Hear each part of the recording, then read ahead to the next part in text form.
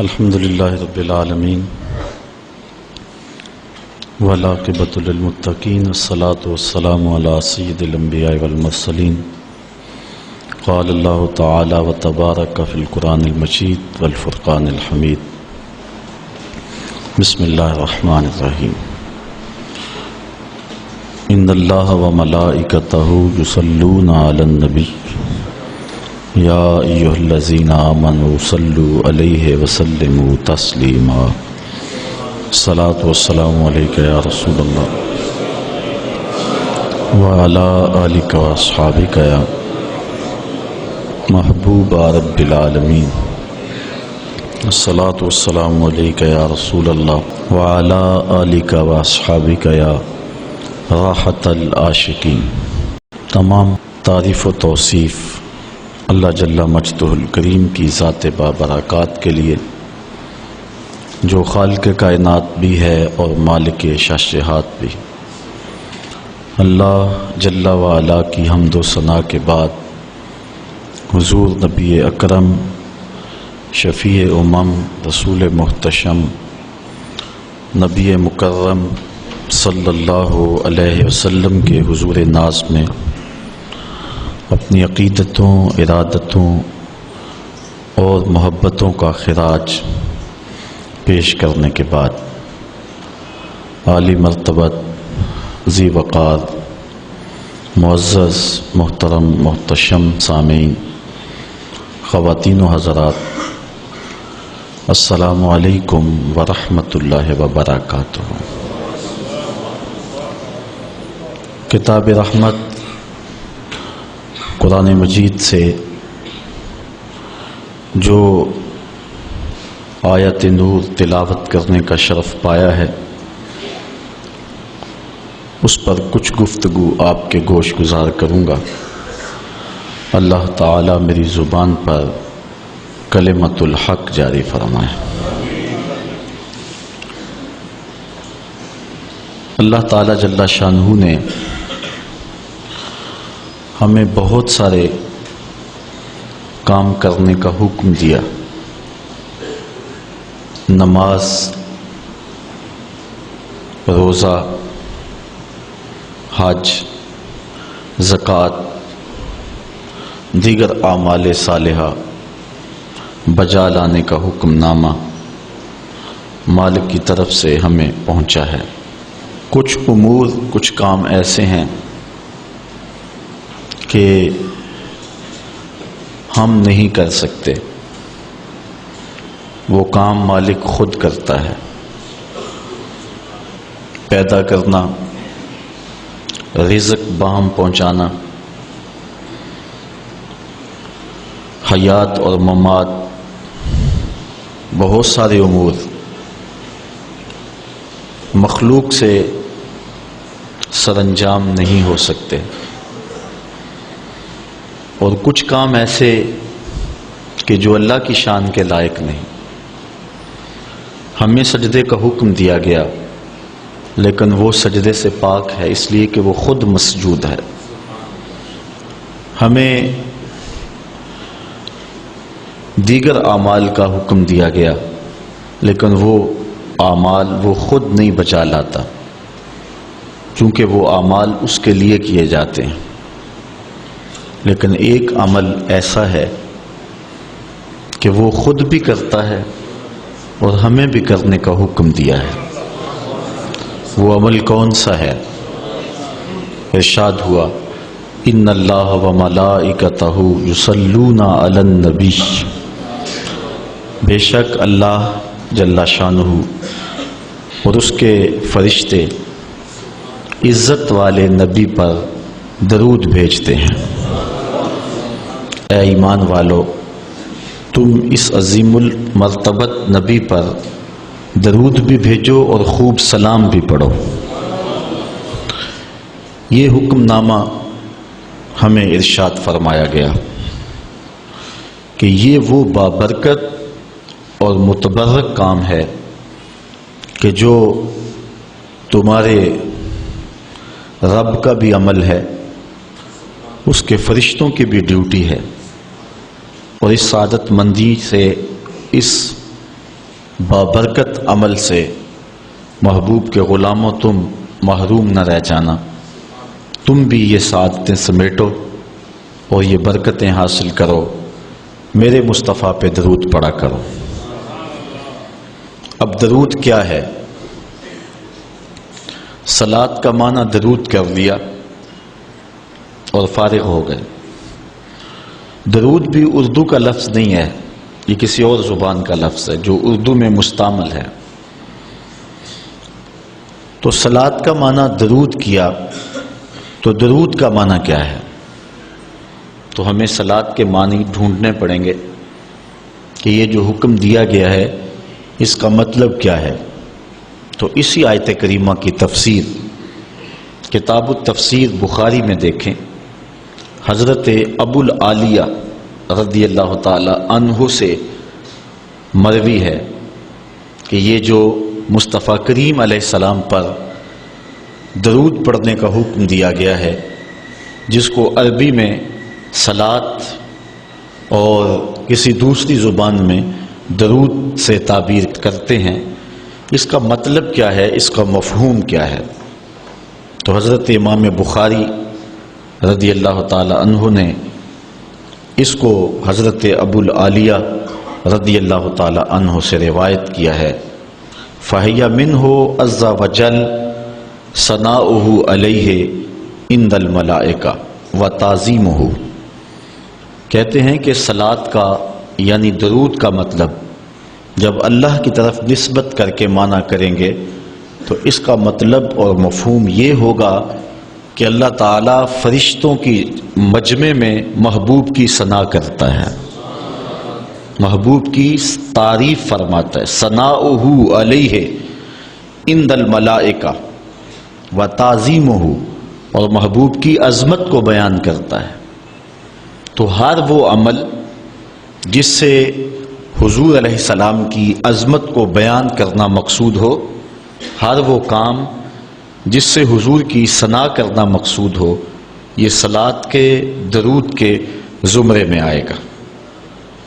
حضرت علامہ محمود آلوسی شکری بغدادی علیہ رحمہ تفسیر روح المعانی میں صلاۃ کا مفہوم بیان کرتے ہوئے ارشاد کرتے ہیں، وَتَعْظِيمُهُ إِيَّاهُ فِي الدُّنْيَا بِإِعْلَاءِ ذِكْرِهِ وَإِظْهَارِ دِينِهِ وَإِبْقَاءِ الْعَمَلِ بِشَرِيعَتِهِ وَفِي الْآخِرَةِ بِتَشْفِيعِهِ فِي أُمَّتِهِ، کہتے ہیں اس کا مفہوم یہ ہے کہ دنیا کے اندر حضور علیہ السلام کی عظمت کو بیان کیا جائے اس انداز سے کہ حضور کے ذکر کو بلند کیا جائے اور حضور کے دین کے ظہور و غلبے کے لیے کوشش کی جائے، وَإِبْقَاءِ الْعَمَلِ بِشَرِيعَتِهِ، اور حضور کی شریعت پر عمل کا دوام کیا جائے، وَفِي الْآخِرَةِ بِتَشْفِيعِهِ فِي أُمَّتِهِ، اور آخرت کے اندر اس کا مفہوم یہ ہے کہ حضور علیہ الصلاۃ والسلام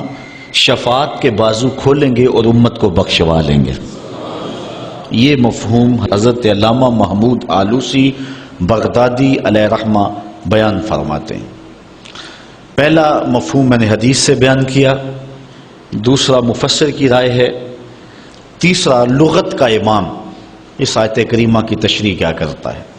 حضرت ابن منظور افریقی علیہ رحمہ لسان العرب میں، جو کہ لغت کی معتبر کتاب ہے، صلاۃ کے مفہوم میں لکھتے ہیں، فَمَانَاهُ، اس کا معنی یہ ہے، عَظِّمْهُ فِي الدُّنْيَا، جب ہم اللہ کی بارگاہ میں عرض کرتے ہیں اللہم صلی علی سیدنا محمد، تو اس کا مفہوم کیا، اس کا معنی کیا بنتا ہے؟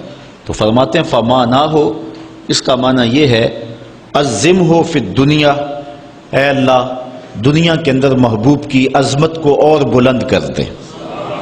کیسے بلند کر دے؟ بے اعلاء ذکر ہی، کہ محبوب کے ذکر کو علو اور مرتبت اور شان و شوکت عطا کر دے، وَإِظْهَارِ دَعْوَتِهِ، اور حضور کی دعوت کو پھیلا دے اور پوری دنیا پہ غالب کر دے، وَإِبْقَاءِ شَرِيعَتِهِ، اور حضور کی شریعت کو دوام بخش دے، وَفِي الْآخِرَةِ بِتَشْفِيعِهِ فِي أُمَّتِهِ، اور آخرت کے اندر اس کا وہی مفہوم جو علامہ آلوسی بغدادی نے کیا کہ حضور علیہ الصلوۃ والسلام کو جو حق شفاعت دیا جائے گا اس کے لیے اللہ سے دعا مانگنا، اور حضور نے خود ارشاد فرمایا کہ میرے لیے وسیلے کی دعا مانگو۔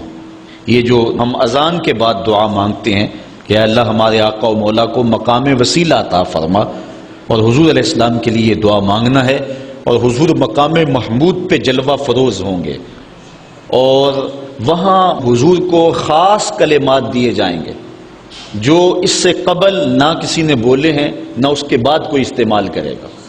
وہ حضور کو القاء کیے جائیں گے، اور ان خاص لفظوں سے حضور اللہ کی تعریف فرمائیں گے، اللہ کی حمد بولیں گے، اور اس حمد کے صلے میں اللہ تعالیٰ محبوب سے فرمائے گا محبوب مانگتا ہے جو میں تجھے عطا کرتا ہوں۔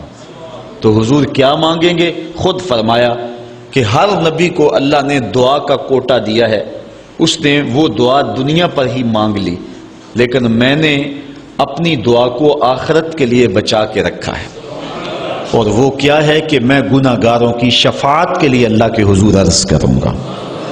یہاں امام اہل محبت امام احمد رضا خان فاضل بریلوی کا انداز دیکھیے، پیش حق مجدہ شفاعت کا سناتے جائیں گے، آپ روتے جائیں گے ہم کو ہنساتے جائیں گے، وسعتیں دی ہیں خدا نے دامن محبوب کو، جرم کھلتے جائیں گے اور وہ چھپاتے جائیں گے۔ جب دامن شفاعت کھولیں گے تو بڑے بڑے گناہ گار اس شفاعت کی پناہ میں آ جائیں گے، بلکہ شفاعت کا جب دامن کھلے گا تو نیکوکار بھی گناہ گاروں کی صفوں میں شامل ہونے کی کوشش کریں گے کہ ہم حضور کی شفاعت کے حقدار بن جائیں۔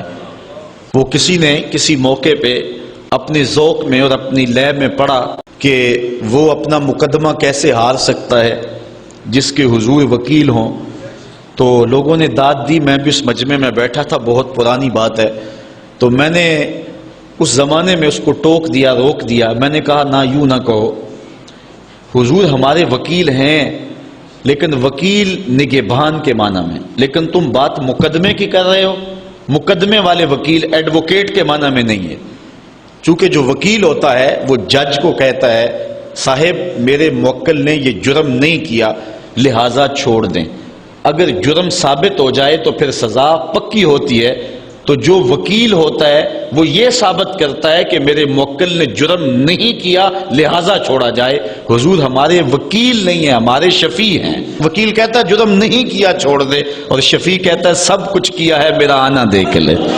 حضور وکالت نہیں فرمائیں گے، حضور شفاعت فرمائیں گے، اور حضور کی شفاعت سے بڑے بڑے گناہ گاروں کو نجات ملے گی۔ شفاعتی لأہل الکبائر من امتی، حضور فرماتے ہیں کہ میں امت کے بڑے بڑے گناہ گاروں کی سفارش کروں گا۔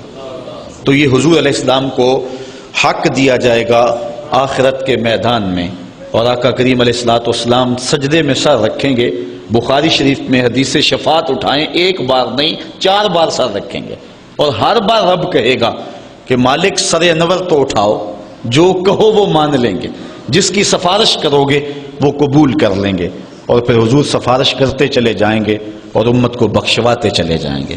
فرمایا اوتیت الشفاعہ، مجھے شفاعت دی گئی، اور ہر نبی کو ایک دعوی مستجابہ قبول ہونے والی دعا زندگی میں عطا کی گئی، دعا کا خصوصی کوٹا دیا گیا، ہر نبی نے وہ دعا کا حق دنیا پہ استعمال کر لیا، لیکن فرمایا کہ غلاموں میں نے وہ دعا تمہارے لیے بچا کے رکھی ہوئی ہے۔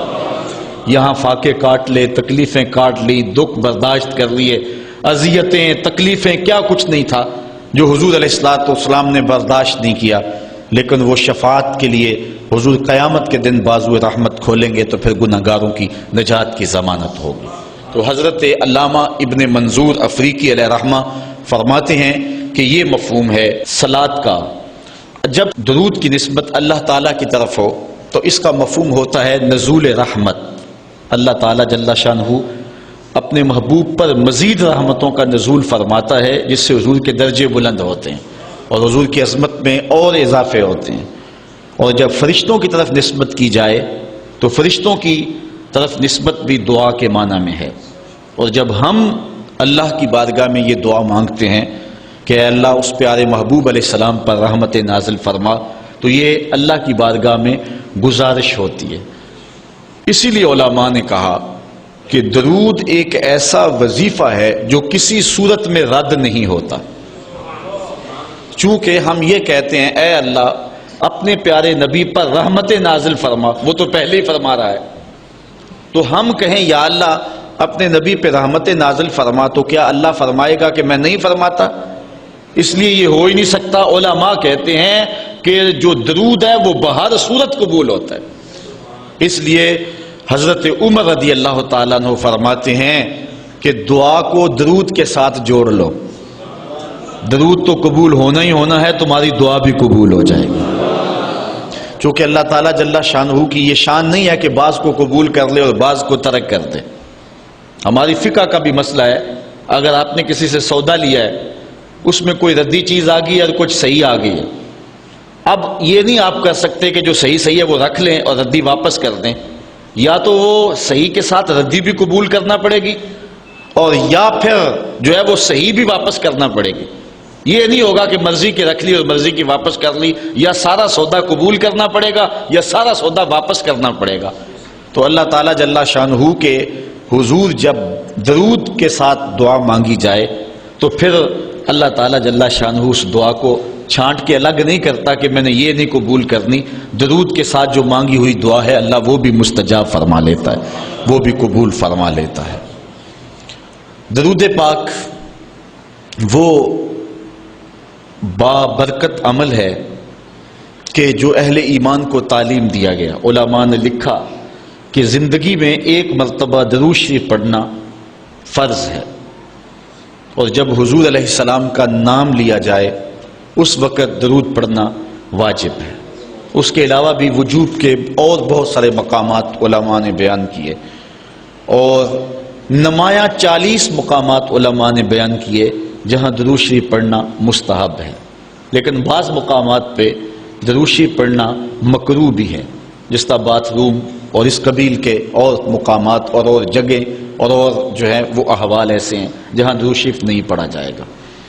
باقی درود شریف وہ بابرکت وظیفہ ہے، وہ مقبول بارگاہ عمل ہے کہ جس کو جتنی بار مرضی پڑھو، ایک تو طبیعت میں اکتاہٹ نہیں ہوتی، انسان تھکتا نہیں، اور دوسرا اس عمل کی برکتیں اتنی ہیں، اس کا ثواب اتنا ہے کہ حضور نبی رحمت صلی اللہ علیہ وسلم کا فرمان حضرت ابو ہریرہ رضی اللہ تعالی عنہ سے سماعت کر لیجئے کہ حضور علیہ السلام نے ارشاد فرمایا من صلی علیہ صلاۃ واحدۃ صلی اللہ علیہ عشرا، جو میرے اوپر ایک مرتبہ درود پڑھتا ہے اللہ تعالیٰ اس پہ 10 رحمتوں کا نزول فرماتا ہے. یہ اس بابرکت وظیفے کا نتیجہ ہے جو بندہ مومن کو نصیب کر دیا جاتا ہے. دوسری روایت حضرت انس بن مالک رضی اللہ تعالی عنہ سے مروی ہے ان النبی صلی اللہ علیہ وسلم قال من ذکرت عنده فلیصلی علی ومن صلی علی مرۃ صلی اللہ علیہ بها عشرا. حضور نے فرمایا کہ جس شخص کے سامنے میرا ذکر کیا جائے اس کو میرے پہ درود پڑھنا چاہیے، اس لیے کہ جس نے میرے اوپر ایک مرتبہ درود پڑھا اللہ تعالیٰ اس پہ 10 رحمتیں نازل فرماتا ہے. علماء نے ایک بڑی خوبصورت بات لکھی، وہ کہتے ہیں کہ اصل درود پڑھ کر کے اپنے لیے رحمتیں طلب کرنا ہوتا ہے رب سے، چونکہ مصطفیٰ کریم علیہ الصلوۃ والسلام ہمارے درود کے محتاج. بندہ کہ میں درود پڑھ رہا ہوں، جب ہم نہیں تھے اس وقت بھی مصطفیٰ پہ درود پڑھا جا رہا تھا. جب کائنات کو خلط وجود بھی نہیں دیا گیا تھا مصطفیٰ پہ درود اس وقت بھی پڑھا جا رہا تھا. تو یہ ہم اپنی سعادت مندی حاصل کرتے ہیں. اس کی مثال یہ ہے کہ جو مانگنے والے ہیں وہ 2 طرح کے ہوتے ہیں. سورۃ الفاتحہ کی تفسیر میں نے مختصر بات آپ کے سامنے اس عنوان سے رکھی تھی. ایک وہ ہے کہ جو ڈائریکٹ دروازے کو دستک دے کے صاحب خانہ سے مانگتے ہیں، صاحب خانہ اپنی توفیق کے مطابق اس کو دے نہ دے اس کی مرضی. اور مانگنے والوں کا ایک اور طریقہ ہوتا ہے کہ وہ مانگتے نہیں، کسی شخص کے دروازے پہ کھڑے ہو کے اس کو دعائیں دینے لگتے ہیں، تیرے بچوں کی خیر، تیرے والدین کی خیر، جہاں دادے پر دادے سے شروع ہوتے ہیں اور نیچے نسل تک آتے ہیں. تو وہ جب دعائیں مانگ رہے ہوتے ہیں تیرے خاندان کی، تیری جد کی خیر، تو گھر والا سمجھتا ہے جو ہمیں دعائیں دے رہا ہے اصل خود خالی جھولی لے کر آیا ہے، یہ کچھ مانگنا چاہتا ہے۔ تو کوئی شخص اللہ کی بارگاہ سے مانگنا چاہے، اللہ تو اولاد سے پاک ہے، تو اس کے محبوب کی خیر مانگو، اللہ تعالیٰ ایک بار خیر مانگو گے 10 رحمتیں جھولی میں ڈال دے گا۔ تو یہ مانگنے کا ایک مہذب طریقہ ہے جو اہل ایمان مانگتے ہیں۔ اس لیے اگر سارے وظیفے چھوڑ کے صرف درود پڑھا جائے تو یہ کیسا عمل ہے؟ حضرت ابی بن کعب رضی اللہ تعالیٰ عنہ سے مروی روایت ابھی آ رہی ہے، آپ دیکھیں گے کہ یہ کتنا بابرکت وظیفہ ہے جس کی تعلیم حضور ارشاد فرما رہے ہیں۔ حضور علیہ السلام کا ایک اور فرمان سنیے جس کو امام طبرانی نے اپنی موجم میں روایت کیا ہے۔ حضور نے ارشاد فرمایا من صلی علیہ صلاۃ واحدۃ صلی اللہ علیہ عشرا، جو میرے اوپر ایک مرتبہ درود پڑھتا ہے رب تعالیٰ اس پر 10 رحمتیں نازل کرتا ہے۔ ومن صلی علیہ عشرا صلی اللہ علیہ مئۃ، اور جو میرے اوپر 10 مرتبہ درود پڑھتا ہے اللہ تعالیٰ اس پہ 100 رحمتیں نازل فرماتا ہے۔ ومن صلی علیہ مئۃ کتب اللہ بین عینیہ براۃ من النفاق وبراۃ من النار، اور جو شخص میرے اوپر 100 مرتبہ درود پڑھتا ہے اس کی 2 آنکھوں کے درمیان لکھ دیا جاتا ہے یہ بندہ منافق بھی نہیں ہے دوزخی بھی نہیں ہے، یہ نہ منافق ہے اور نہ دوزخی ہے، نفاق سے اور دوزخ سے بری لکھ دیا جاتا ہے۔ وَأَسْكَنَهُ اللَّهُ يَوْمَ الْقِيَامَةِ مَعَ الشُّهَدَاءِ، اور اللہ تعالیٰ جل شانہ قیامت کے دن جس مرتبے پر شہداء کو ٹھہرائے گا اسی مقام پہ درود پڑھنے والوں کو ٹھہرائے گا۔ یہ ثواب ہے اس شخص کے لیے کہ جو حضور پر کثرت کے ساتھ درود پڑھتا ہے۔ حضرت عبد الرحمن بن عوف رضی اللہ تعالی عنہ سے ایک روایت سنیے، فرماتے ہیں یہ عشرہ مبشرہ سے ہیں، جلیل القدر صحابی ہیں، اور صحابہ میں سب سے زیادہ امیر صحابی بھی یہی ہیں۔ 1,44,000 صحابہ میں سب سے امیر ترین صحابی حضرت عبد الرحمن ابن عوف رضی اللہ تعالی عنہ ہیں۔ آپ فرماتے ہیں کہ خرج رسول اللہ صلی اللہ علیہ وسلم فاتبعته حتى دخل نخلا فسجد فاطال السجود حتى خفت او خشیت ان يكون الله قد توفاه او قبضه۔ کہتے ہیں ایک دن حضور گھر سے باہر تشریف فرما ہوئے، مسجد نبوی سے نکلے تو میں بھی حضور کے پیچھے پیچھے چل پڑا۔ حضور علیہ الصلوۃ والسلام کے تتبع میں، حضور کی اتباع میں میں بھی حضور کے پیچھے چل پڑا۔ حتی داخل نخلا، یہاں تک کہ کھجوروں کے ایک باغ میں حضور تشریف فرما ہو گئے، میں بھی اس باغ میں حضور کے پیچھے چلا۔ میں نے کیا دیکھا؟ فسجدہ، حضور نے سجدہ فرمایا، فاطال السجود، اور سجدہ اتنا لمبا تھا، حتی خفت او خشیت ان یکون اللہ قد توفی او قبضہ، مجھے ڈر لگا کہ حضور علیہ السلام کا وصال ہو گیا، کہ حضور نے سر انور رکھا سجدے میں پھر اٹھا ہی نہیں رہے تھے، تو میں ڈرا اس بات سے کہ کہیں حضور کا وصال نہ ہو گیا ہو، حضور علیہ السلام اس دار فانی سے کوچ نہ کر گئے ہوں۔ تو کہتے ہیں کہ قال فجئت انظر فرفع راسہ، میں دیکھ ہی رہا تھا کہ اچانک حضور نے سر انور اٹھا لیا۔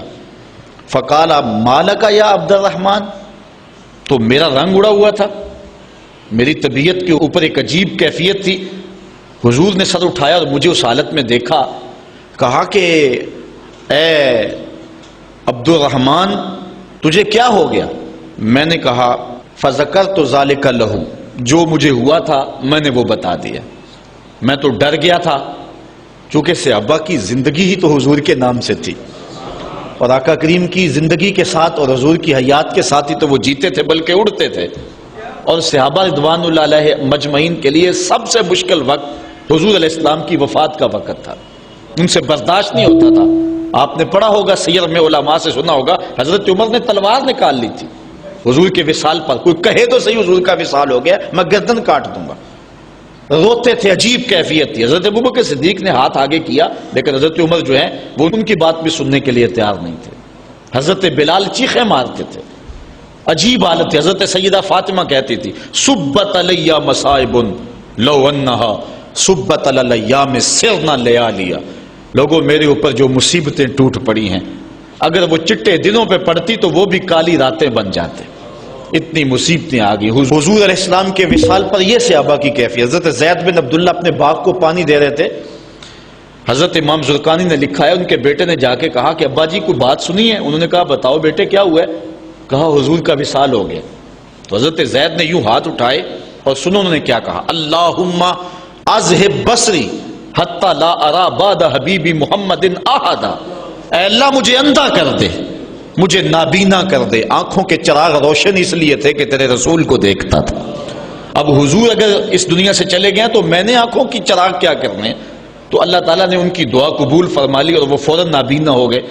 کسی نے بعد میں ان کے پاس جا کر افسوس کیا کہ تمہاری آنکھوں کی بینائی جاتی رہی ہے, بڑا افسوس ہوا ہے. وہ فرمانے لگے تمہیں ہوا ہوگا, مجھے تو کوئی نہیں ہوا, میں تو حضور کے بغیر کسی کو دیکھنا ہی نہیں چاہتا. اور اعلیٰ حضرت فرماتے ہیں کون نظروں پہ چڑھے دیکھ کے تلوا تیرا. جس نے آپ کو دیکھا پھر وہ کسی کو جو ہے وہ اور کیوں دیکھے. تو یہ صحابہ کی کیفیت تھی. بلکہ غدابہ نامی اونٹنی جس پہ حضور سواری کیا کرتے تھے, کتب میں آتا ہے, صحیح روایات ہیں, وہ حضرت فاطمہ تو زہرا کی دہلیز پر سر رکھ کے رویا کرتی تھی. اور وہ یافور نامی دراز گوش جس پہ حضور سواری کیا کرتے تھے, جس کو ہم اپنی زبان میں گدھا کہہ لیتے ہیں لیکن نسبت رسول سے ہوگی تو پھر اس کو دراز گوش کہیں گے, تو وہ قبیلہ بنو سلیم کے کنویں میں چھلانگ لگا کے مر گیا کہ جب حضور چلے گئے ہیں تو ہم نے جی کے کیا لینا ہے. یہ کیفیت جانوروں کی تھی. اللہ اکبر. تو حضور کی جدائی کا صدمہ کون برداشت کرے؟ آپ نے سنا نہیں کہ استن حنانہ حضور کے فراق میں کیسے تڑپ تڑپ کے روتا تھا؟ صحاح میں روایت ہے, لگتا تھا جس طرح پھٹ جائے گا. اور آقا کریم ممبر سے نیچے اترے اور آقا نے اس کو دونوں ہاتھوں میں لیا, پھر تسلی دی, اور ایسے لگا جس طرح کہ بچھڑا ہوا بچہ ماں کی گود میں آ جائے تو اس کی گگھی بن جاتی ہے. یہ کیفیت ہوئی. پھر حضور ممبر پہ جلوہ فراز ہوئے اور صحابہ سے مخاطب ہو کے کہا لو لم افعل ھکذا لھن الی یوم القیامہ. اگر میں اپنے عاشق زار کو ممبر سے اتر کے یوں تسلی نہ دیتا تو یہ لکڑی کا ستون قیامت تک روتا ہی رہتا. اللہ اکبر. یہ ہے حضور کے پیار کی کیفیت. ان کے لیے مشکل مرحلہ تھا. تو حضرت عبد الرحمن ابن عوف رضی اللہ تعالیٰ عنہ کہتے ہیں میں نے جو میرے پہ بیتی تھی نا, جو میری حالت ہوئی تھی, میں نے صاف صاف عرض کی حضور میں تو بہت پریشان ہوا تھا. تو حضور نے فرمایا فقالا ان جبرائیل علیہ السلام قال لی, سنو کہ جبریل امین میرے پاس آئے اور انہوں نے مجھے آ کے کہا الا ابشرک ان اللہ عز وجل یقول, کہ حضور میں آپ کو بشارت نہ دوں کہ رب کیا کہتا ہے؟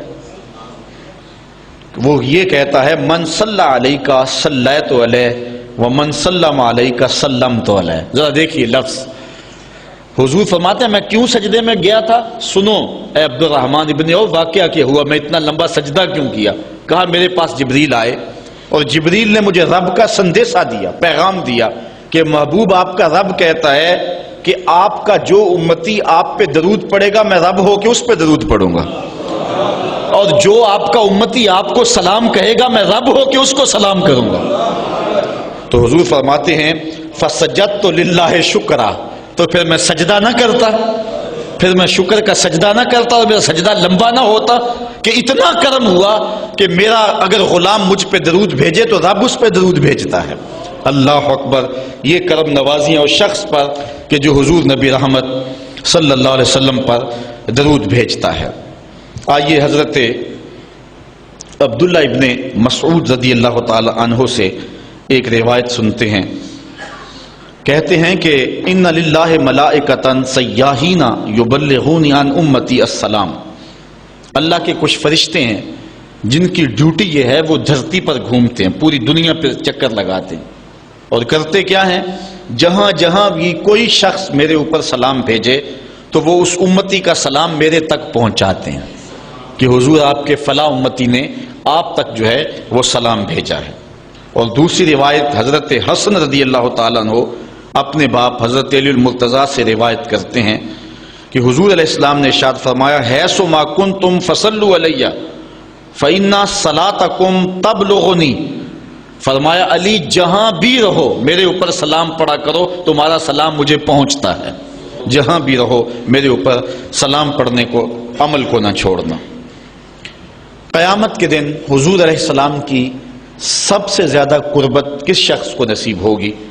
تو وہ روایت ہے حضرت عبداللہ ابن مسعود رضی اللہ تعالی عنہ سے کہ حضور نے فرمایا ان اول الناس بی یوم القیامہ اکثرہم علی صلاۃ، قیامت کے دن میرا سب سے زیادہ قریبی شخص وہ ہوگا کہ جو میرے اوپر کثرت کے ساتھ درود پڑھا کرتا ہے۔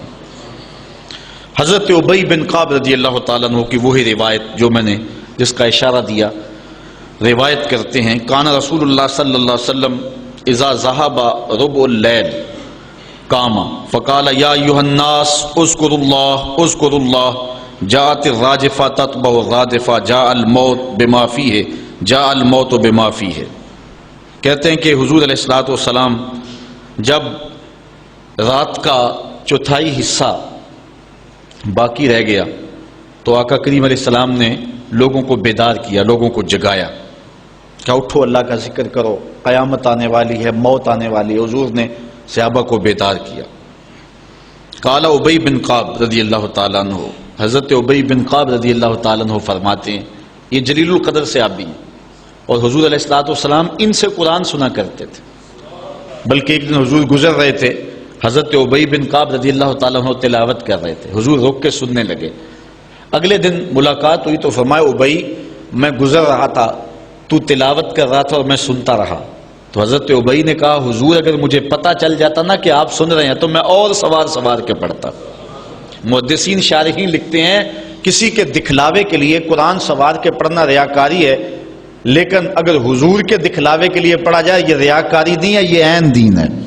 تو حضرت ابی بن کعب رضی اللہ تعالی عنہ کہتے ہیں کہ میں نے حضور کی خدمت میں عرض کی، فقل تو میں نے عرض کی یا رسول اللہ صلی اللہ علیہ وسلم میں آپ پر بہت زیادہ درود شریف پڑھتا ہوں، فکم اجعل لک من صلاتی، تو مجھے بتا دیں کہ میں آپ پہ کتنا وقت درود پڑھا کروں۔ قال ما شئت، کہا جتنا تو پڑھ سکتا ہے، جتنا تیرے پاس وقت ہے، جتنی تیری مرضی ہے، میں کوئی مقرر نہیں کرتا۔ قال قلت، تو میں نے کہا الربع، میں چوتھا حصہ درود پڑھا کروں گا، باقی 3 حصے باقی وظیفے کر لیا کروں گا۔ قال ما شئت، حضور نے فرمایا تیری مرضی، وَإِن زِدْتَ فَهُوَ خَيْرٌ لَكَ، لیکن اگر درود زیادہ پڑھے نا تو تیرے لیے ہوگا بہتر۔ ویسے تو اگر چوتھا حصہ پڑھے باقی 3 حصے باقی وظیفے پڑھ لے، لیکن اگر ایسا کرے تو تیرے لیے بہتر ہوگا، زیادہ اگر پڑھ لے۔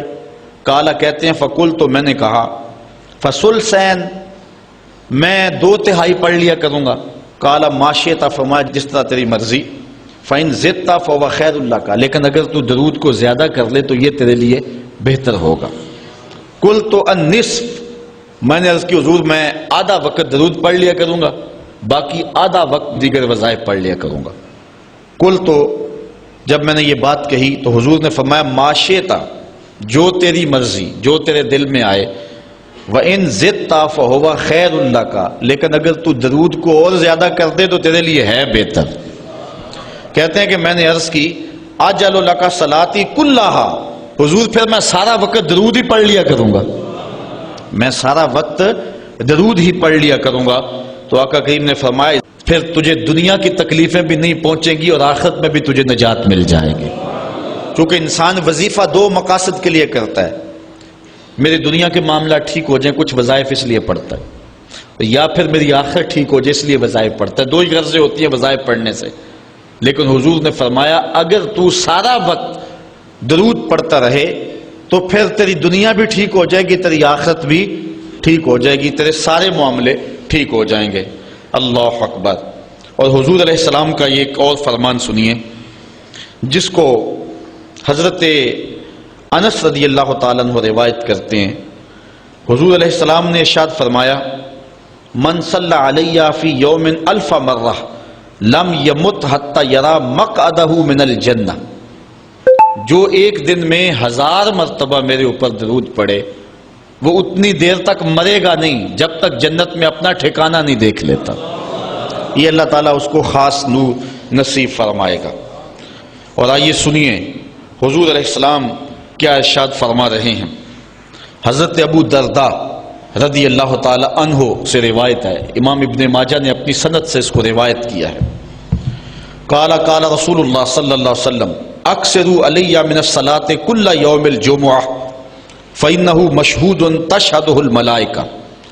حضور نے فرمایا کہ ہر جمعے کے دن میرے اوپر کثرت کے ساتھ درود پڑھا کرو، چونکہ یہ یوم مشہود ہے، اس دن فرشتے حاضر ہوتے ہیں، تو جمعے کے دن کثرت کے ساتھ باقی دنوں کی نسبت میرے اوپر درود پڑھا کرو۔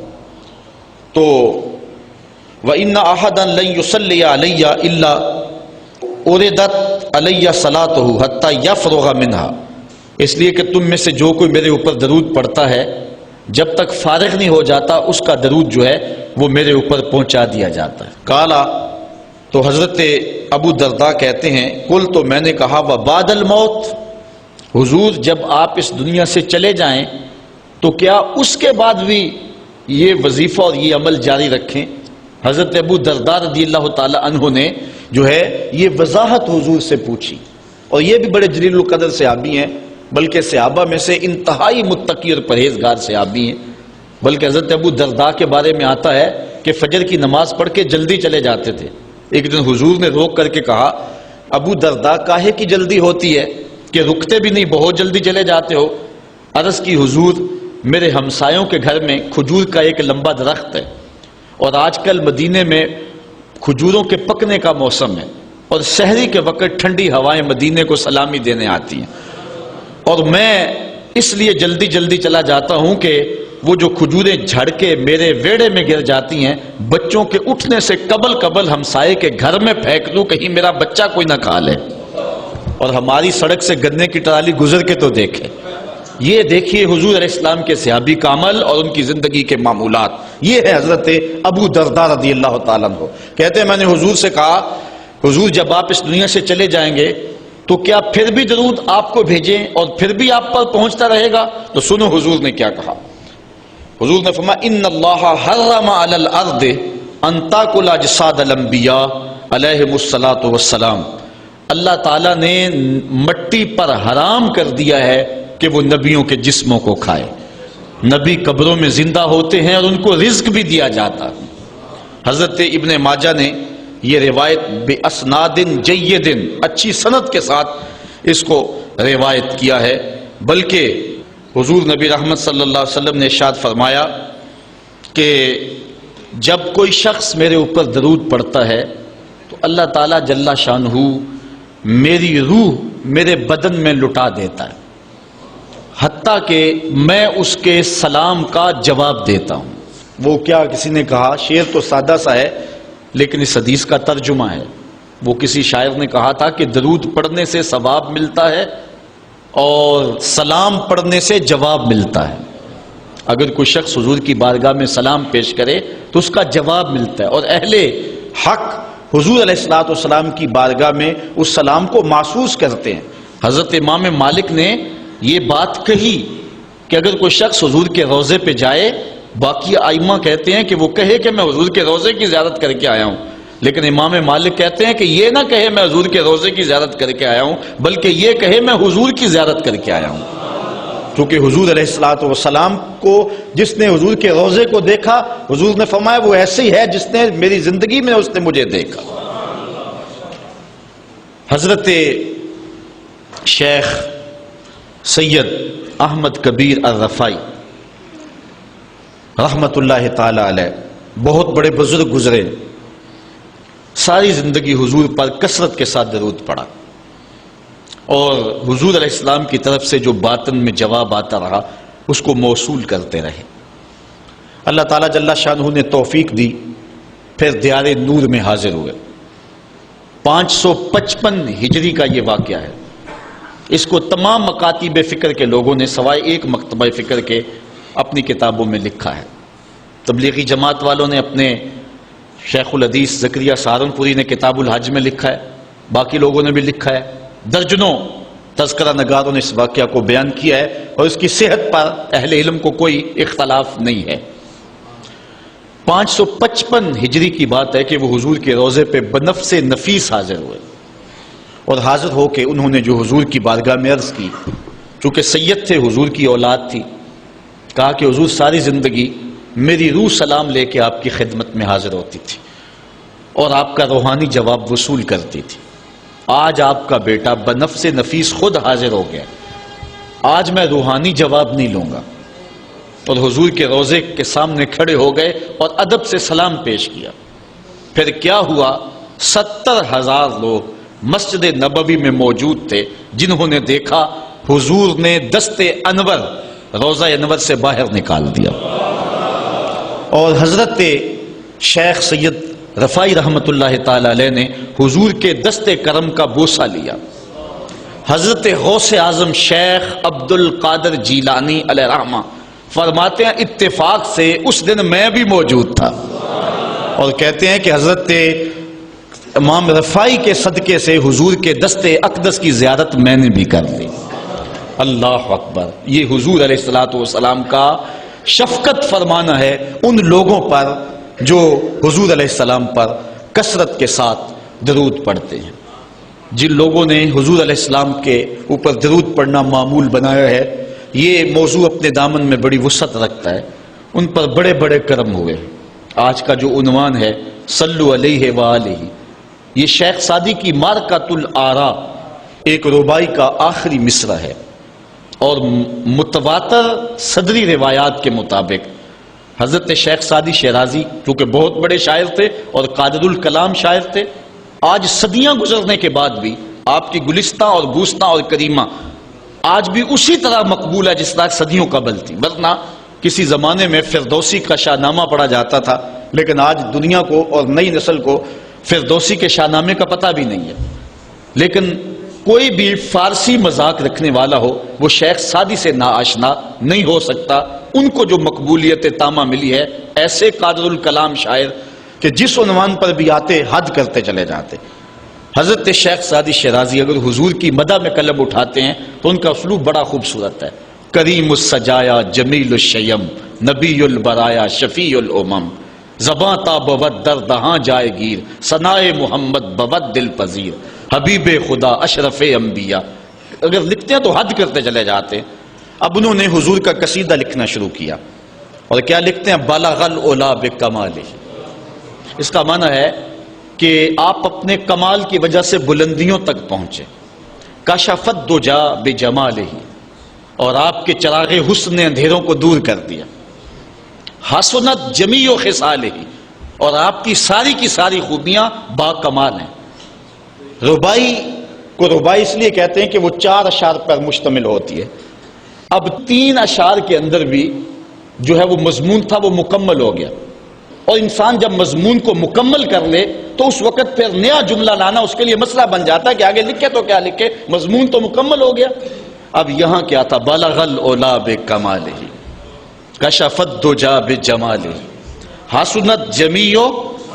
اگر اس کا معنی ذہن میں ملحوظ رکھیں تو آگے جو چوتھا جملہ ہے اس پہ آپ کو لطف آئے گا۔ بلغ العلا بکمالہ، وہ اپنے کمال سے، اپنی طاقت پرواز سے، اپنی قوتوں سے، اللہ کی دی ہوئی عطا سے وہاں تک پہنچے جہاں تصور بھی نہیں پہنچ سکتا۔ کشفت دجا بجمالہ، ان کے جمال نے کائنات میں اجالے پھیلا دیے، روشنیاں کر دی، اندھیرے چھٹ گئے۔ پھر آخر میں حسنت جمیع خصالہ، کیا بتائیں ان کی ہر خوبی، ہر خو و خصلت ہی اچھی ہے۔ اب بات تو مکمل ہو گئی، لیکن ربائی چاہتے تھے۔ شیخ سعدی پریشان ہے، اسی پریشانی میں نیند آ گئی، سوئے تو حضور کا دیدار ہوا۔ فرمایا سعدی آگے کہتے کیوں نہیں ہو؟ صلو علیہ وآلہ، صلو علیہ وآلہ۔ اور بنتا ہی یہ ہے، میں اصل خود بھی شاعری سے تعلق رکھتا ہوں، کسی زمانے میں کچھ لکھا بھی ہے، لیکن یہاں تھوڑا سا میں آپ کو اپنے ساتھ اس لیے سفر کروا رہا ہوں کہ آپ اقبال کے دیس کے باسی ہیں، اس لیے آپ سے ایسی باتیں میں کر لیتا ہوں، ورنہ بعض کا یہ ایسی باتیں نہیں چھیڑتی، یہ مشکل ہوتی ہیں، لیکن آپ لوگوں کے خمیر اور مزاج کے اندر جو ہے یہ لذت اور یہ چاشنی موجود ہے۔ اب ذرا توجہ کیجئے، بلغ العلا بکمالہ، وہ بلندیوں پر پہنچ گئے۔ کشفت دجا بجمالہ، اپنے جمال سے اندھیرے چھٹا دیے، دور کر دیے۔ حسنت جمیع خصالہ، کیا بتائیں ان کی ہر خوبی ہی با کمال ہے۔ تو جب ہر خوبی با کمال ہے تو پھر جی نہیں چاہتا کہ پڑھو صلو علیہ وآلہ، یعنی پھر دل اچھلتا ہے، روح پکارتی ہے، جو اتنی خوبیوں کا منبع و مصدر ہے، اتنے کمالات کا جامع ہے، جس کے دم سے اندھیرے چھٹ گئے، جس کے دم سے کائنات میں اجالے پھیل گئے، تو پھر کیوں جی نہیں چاہتا کہ اس نبی پر درود پڑھا جائے؟ صلو علیہ وآلہ، آؤ اس نبی پہ درود پڑھو، اس نبی پہ سلام پڑھو، اس نبی پہ بھی درود پڑھو، اس کی آل پہ بھی درود پڑھو۔ بلغ العلا بکمالہ کشف الدجی بجمالہ حسنت جمیع خصالہ صلوا علیہ وآلہ۔ میں درود شریف کے عنوان سے اپنی گفتگو کو ختم کروں اور امام بوصیری کا ذکر نہ کروں تو یہ ناانصافی ہوگی۔ حضرت امام بوصیری فالج زدہ ہیں، ساری زندگی بادشاہوں کے قصیدے لکھے ہیں، ساری زندگی بادشاہوں کی کہانیاں بیان کی ہیں، ان سے اعزازات پائے ہیں، تکریمات پائی ہیں، لیکن عمر کا آخری حصہ آیا، جسم فالج زدہ ہو گیا، سارے چھوڑ گئے۔ تنہائی، بیماری اور غربت، یہ تین چیزیں اگر اکٹھی ہو جائیں تو ان کو کاٹنا بڑی قیامت ہوتی ہے۔ تنہائی، غربت اور بیماری، یہ تینوں اکٹھی آ گئی حضرت امام بوصیری پہ۔ صحت مند کے سارے گاہک ہوتے ہیں، بیمار پڑ گئے تو کوئی پوچھتا ہی نہیں ہے۔ ایک دن خیال آیا، ساری زندگی شہنشاہوں کے قصیدے لکھے، آج اس کا قصیدہ نہ لکھوں جو کائنات کا دولہ ہے۔ اللہ اکبر، قلم پکڑا، پھر حضور کا قصیدہ لکھا۔ یہ قصیدہ بردہ شریف مکمل کیا۔ رات ہوئی، حضرت امام بوصیری سوئے، آقا کریم علیہ السلام تشریف لائے، اور یہ بات ذہن میں رکھیں، حضور نے ارشاد فرمایا من رآنی فی المنام فقد رآنی فإن الشیطان لا یتمثل بی۔ یہ ابن ماجہ میں 6 طرق سے روایت مروی ہے، ویسے بخاری دیگر کتابوں میں بھی ہے، لیکن ابن ماجہ حجم کے اعتبار سے چھوٹی کتاب ہے، اس میں بھی 6 مرتبہ یہ روایت ہے، باقیوں میں تو بہت مرتبہ یہ روایت آئی ہے۔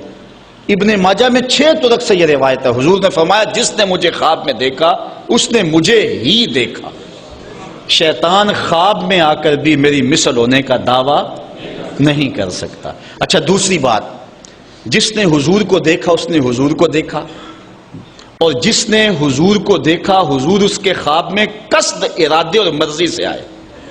میں کسی کے خواب میں جاؤں، آپ کسی کے خواب میں آئیں، نہ آپ کو پتا ہوتا ہے نہ مجھے پتا ہوتا، مجلس سجی ہے، میں گفتگو کر رہا ہوں، اٹھ کے آپ چلے جائیں گے، جا کے سو جائیں، میں خواب میں دوبارہ گفتگو کرتا ہوا پایا جاؤں، مجھے آپ اٹھ کے فون کرے جناب آج خواب میں آئے تھے، تو مجھے تو نہیں پتا ہوگا، یا آپ کو میں دیکھ لوں دوبارہ تو آپ کو علم نہیں ہوگا، لیکن حضور جس کے خواب میں جائیں قصد، ارادے اور مرضی سے جاتے ہیں۔ تیسری بات، خواب میں کسی کو کچھ کوئی دے تو وہ محض خواب ہوتا ہے۔ لاٹری نکل آئی، کروڑ پتی بن گیا، صبح اٹھیں گے تو کروڑ پتی ہوں گے یا کنگال ہوں گے؟ وہ کیا کسی نے کہا تھا 100 بار میرے ہاتھوں میں تیرا دامن آیا، جب آنکھ کھلی تو اپنا ہی گریباں تھا۔ کچھ نہیں ہوتا، خواب خواب ہوتا ہے، لیکن حضور کو اگر کوئی خواب میں دیکھے اور حضور کچھ عنایت کریں تو وہ محض خواب نہیں ہوتا۔ حضرت شاہ ولی اللہ محدث دہلوی فرماتے ہیں میرے والد شاہ عبد الرحیم نے خواب میں انہوں نے حضور کو دیکھا تو آقا کریم علیہ السلام نے اپنے 2 موئے مبارک ان کو عطا کیے۔ کہتے ہیں جب اٹھے تو دیکھا کہ موئے مبارک نہیں تھے، تو پھر ان کی کیفیت وہی ہو گئی، اور پھر حضور خواب میں ملے، فرمایا کہ ہم نے تیرے سرہانے کے نیچے رکھ دیے۔ تو کہتے ہیں کہ وہ 2 بال حضرت شاہ ولی اللہ محدث دہلوی فرماتے ہیں ان کی علامت یہ تھی کہ وہ صندوق میں ہم رکھتے تھے، جب اس کو دھوپ میں لے کے نکلتے بدلی سایہ کیا کرتی تھی، اور فرماتے ہیں کہ جب وراثت تقسیم ہوئی تو 1 بال میرے حصے میں آیا، حضور کا منہ انور، حضور کا منہ مبارک۔ تو جس نے حضور کو خواب میں دیکھا حضور کو ہی دیکھا، حضور قصد سے آئے، جو دیا حقیقت میں دیا۔ اور چوتھی بات، وہ بخاری کی روایت ہے، حضور فرمایا من رآنی فی المنام فسیرانی فی الیقظہ، جس نے مجھے خواب میں دیکھا ان قریب جاگتے بھی دیکھ لے گا۔ شارحین لکھتے ہیں ساری زندگی نہ دیکھ سکا، جب روح نکل رہی ہوگی رخ محبوب سامنے ہوگا، اور اگر اس وقت حضور کا دیدار ہو جائے تو چاہیے بھی کیا، سوکھا نکلے سا ظہوری جے ویخ لواں مکھ تیرا، اگر اس وقت حضور کا دیدار ہو جائے تو اور کیا چاہیے۔ تو حضرت امام بوصیری کہتے ہیں کہ میں سویا مقدر جاگا، حضور تشریف لائے، فرمایا بوصیری جو قصیدہ لکھا ہے وہ سناؤ تو صحیح۔ تو انہوں نے وہ مشہور قصیدہ مولا یصلی وسلم دائماً ابدا، وہ قصیدہ حضور کی خدمت میں پیش کیا۔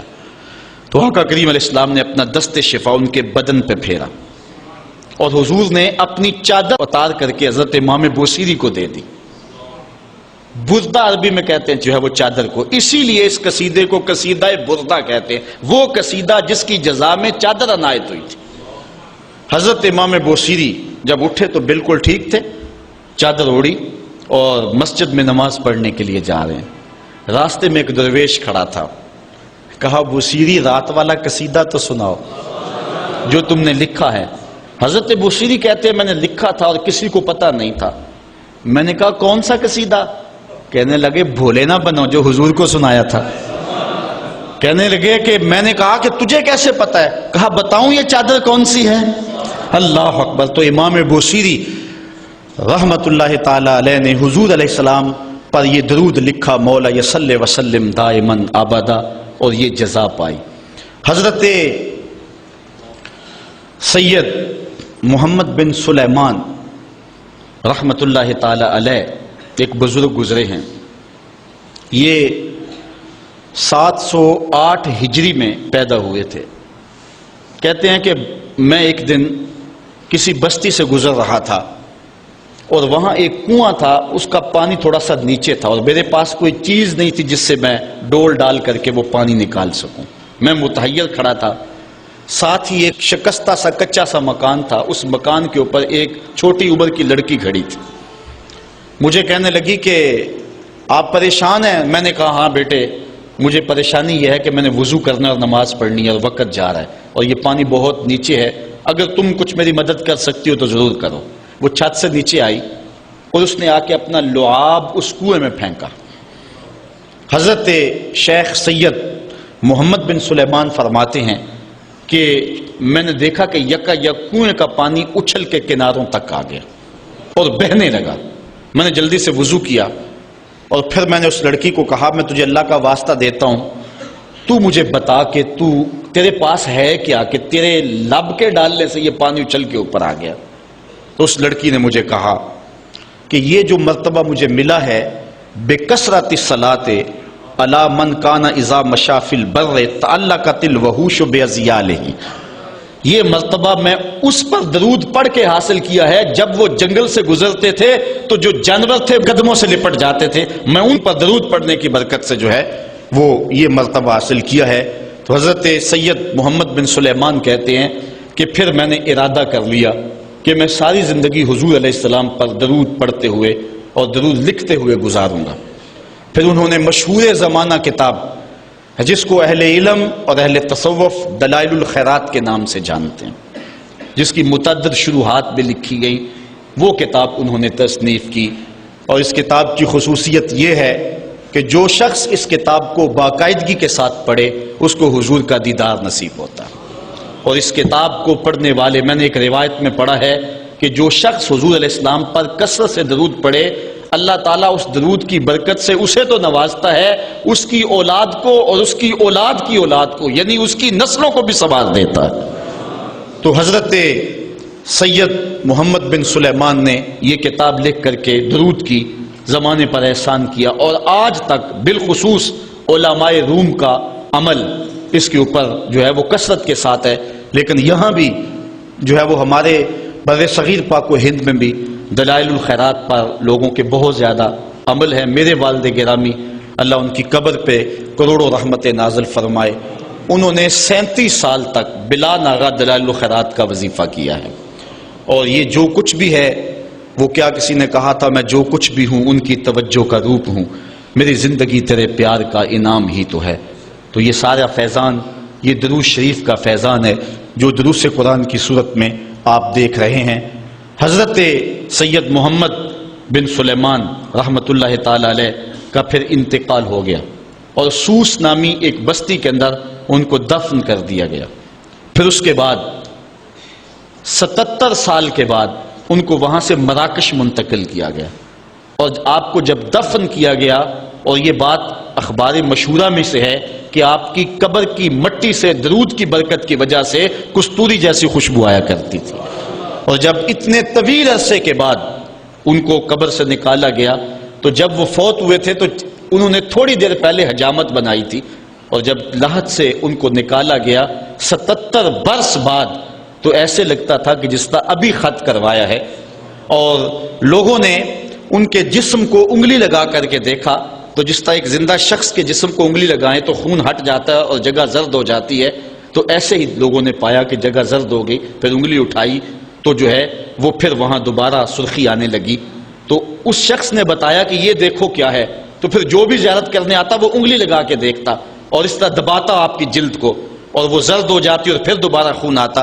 تو پھر ان کی زیارت بند کر دی گئی اور وہاں سوس سے اٹھا کر کے ان کو مراکش کے اندر دفن کیا گیا. جو شخص حضور علیہ السلام پہ درود پڑھے تو اس کو حیات جاودہ مل جاتی ہے، اور صاحب درود نبی کا کمال اور مرتبہ کیا ہوگا. تو فرمایا ان اللہ و ملائکتہ یصلون علی النبی یا ایھا الذین آمنوا صلوا علیہ وسلموا تسلیما. آؤ ہم حضور کی بارگاہ میں پورے ادب سے ہدیہ درود پیش کریں. الصلاۃ والسلام علیک یا رسول اللہ وعلی آلک واصحابک یا محبوب رب العالمین. آفاق کے ہر گوشے میں قرآن سنا کر دم لینا، اب رکنا نہیں، اب تھمنا نہیں. فردوس میں جا کر دم لینا، آفاق کے ہر گوشے میں قرآن سنا کر دم لینا، اب رک